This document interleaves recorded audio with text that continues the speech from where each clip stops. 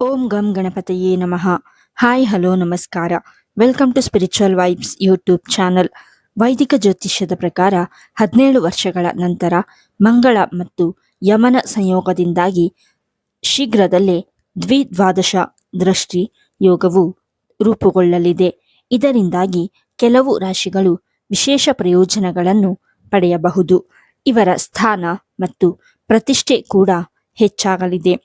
ಆ ಲಕ್ಕಿ ರಾಶಿಗಳಾವವು ಎಂದು ಈ ವಿಡಿಯೋದಲ್ಲಿ ತಿಳಿಯೋಣ. ಗ್ರಹಗಳ ಅಧಿಪತಿಯಾದ ಮಂಗಳ ಒಂದು ನಿರ್ದಿಷ್ಟ ಅವಧಿಯ ನಂತರ ತನ್ನ ರಾಶಿಚಕ್ರ ಚಿಹ್ನೆಯನ್ನು ಬದಲಾಯಿಸುತ್ತದೆ. ಇದು 12 ರಾಶಿಚಕ್ರ ಚಿಹ್ನೆಗಳ ಜೀವನದ ಮೇಲೆ ಪರಿಣಾಮ ಬೀರುತ್ತದೆ. ಮಂಗಳ ಗ್ರಹವು ಪ್ರಸ್ತುತ ಧನು ರಾಶಿಯಲ್ಲಿದೆ. ಈ ರಾಶಿಯಲ್ಲಿದ್ದಾಗ ಅದು ನಿರಂತರವಾಗಿ ಒಂದಲ್ಲ ಒಂದು ಗ್ರಹದೊಂದಿಗೆ ಸಂಯೋಗವನ್ನು ರೂಪಿಸುತ್ತದೆ. ಅದೇ ರೀತಿ ಡಿಸೆಂಬರ್ 18ರಂದು ಮಕರ ರಾಶಿಯಲ್ಲಿರುವ ಮಂಗಳ ಯಮ ಗ್ರಹವಾದ ಯಮನೊಂದಿಗೆ ಸಂಯೋಜನೆಗೊಂಡು ದ್ವಾದಶ ದೃಷ್ಟಿ ಯೋಗವನ್ನು ರೂಪಿಸುತ್ತಿದೆ. ಇದು ಕೆಲವು ರಾಶಿಗಳಿಗೆ ಪ್ರಯೋಜನವನ್ನು ನೀಡಬಹುದು.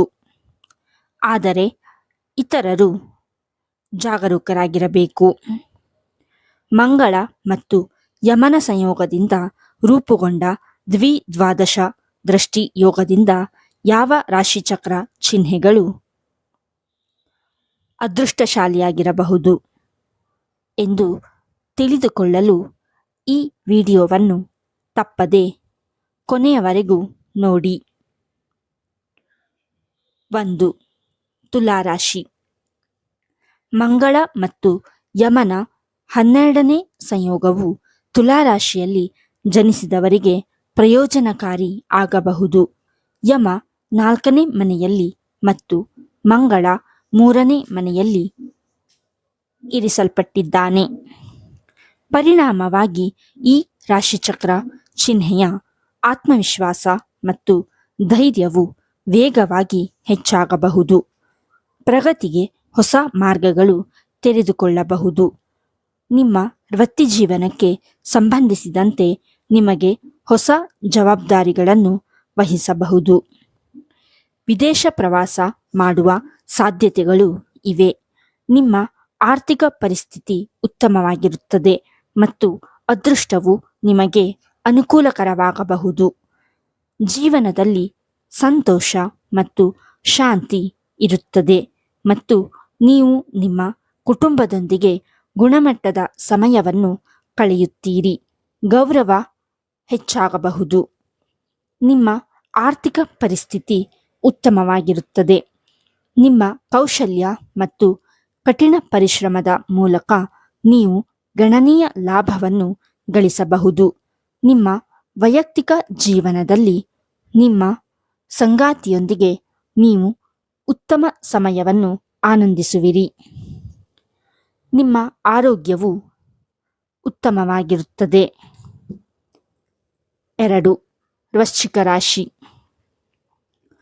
ಈ ರಾಶಿಯವರಿಗೆ ಪ್ಲೂಟೋ ಮಂಗಳ ಸಂಯೋಗವು ಹಲವು ವಿಧಗಳಲ್ಲಿ ಮಹತ್ವದ್ದಾಗಿರಬಹುದು. ಯಮ 3ನೇ ಮನೆಯಲ್ಲಿ ಮತ್ತು ಗುರು 2ನೇ ಮನೆಯಲ್ಲಿದ್ದಾರೆ. ಪರಿಣಾಮವಾಗಿ ದೀರ್ಘಕಾಲದ ಸಮಸ್ಯೆಗಳು ಕೊನೆಗೊಳ್ಳಬಹುದು. ಸಂತೋಷವು ನಿಮ್ಮ ಜೀವನವನ್ನು ಪ್ರವೇಶಿಸಬಹುದು. ನೀವು ಹೆಚ್ಚಿನ ಹಣವನ್ನು ಗಳಿಸುವ ಪ್ರವೃತ್ತಿಯನ್ನು ಹೊಂದಿರಬಹುದು. ನಿಮ್ಮ ವೃತ್ತಿ ಜೀವನಕ್ಕೆ ಸಂಬಂಧಿಸಿದಂತೆ ನೀವು ಒಂದು ನಿಯೋಜನೆಗಾಗಿ ಪ್ರಯಾಣಿಸಬೇಕಾಗಬಹುದು. ಈ ಪ್ರವಾಸವು ಭವಿಷ್ಯದಲ್ಲಿ ಸಕಾರಾತ್ಮಕ ಫಲಿತಾಂಶಗಳನ್ನು ನೀಡುತ್ತದೆ.